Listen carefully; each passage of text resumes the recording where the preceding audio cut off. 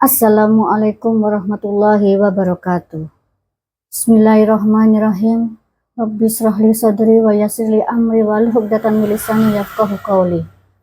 Ibu Ketua dan Wanita Persatuan Kementerian Agama Kota Mojokerto, ibu-ibu pengurus dan anggota serta pemirsa berlian yang dirahmati Allah Subhanahu wa taala. Puji syukur marilah senantiasa kita panjatkan kehadirat Allah Subhanahu wa taala yang telah mengkaruniakan kita rahmat, nikmat dan hidayahnya, sehingga pada hari ke-15 bulan Ramadan ini kita dapat dipertemukan kembali untuk berbagi sedikit ilmu tentang pentingnya toleransi dan menghormati perbedaan. Toleransi dalam pandangan Islam adalah sikap saling menghargai dan menghormati keyakinan dan agama orang lain, bukan menyamakan atau mencampur adukan agama lain dengan keyakinan Islam itu. Terkait toleransi ini, Allah Subhanahu wa taala berfirman dalam surat Al-Kafirun ayat 6. Lakum dinukum waliyatin. Artinya untukmu agamamu dan untukku agamaku. Ayat ini menjelaskan bahwa tidak ada tukar-menukar dengan pengikut agama lain dalam hal peribadatan kepada Tuhan. Wahai orang kafir, untukmu agamamu, yakni kemusyrikan yang kamu yakini, dan untukku agamaku yang telah Allah pilihkan untukku sehingga aku tidak akan berpaling ke agama yang lain. Inilah jalan terbaik dalam hal toleransi antar umat beragama dalam urusan peribadatan kepada Tuhan.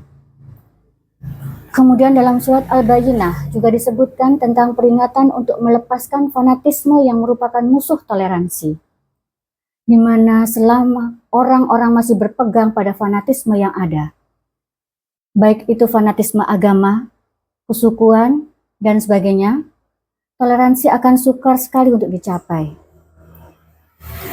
Pemirsa berlian yang berbahagia, toleransi Islam haruslah seiring dengan kebenaran.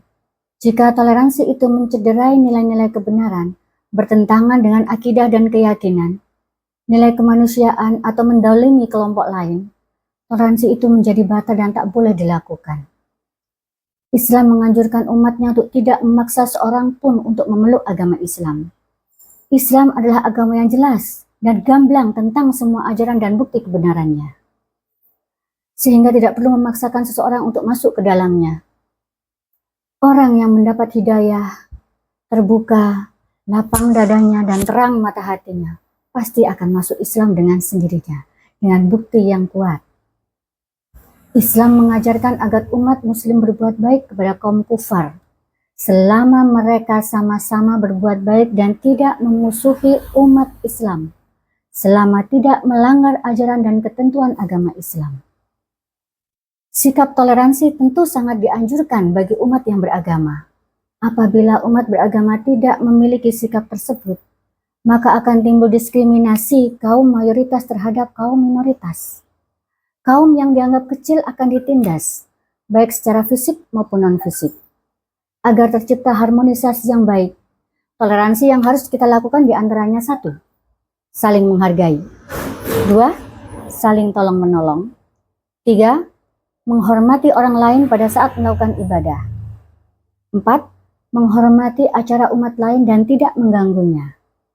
5. Tidak membuat kegaduhan dan berisik. 6. Bisa menerima pendapat orang lain. 7. Menjaga sopan santun atau etika. Berteman dengan semua penganut agama dan tidak memilih-milih teman.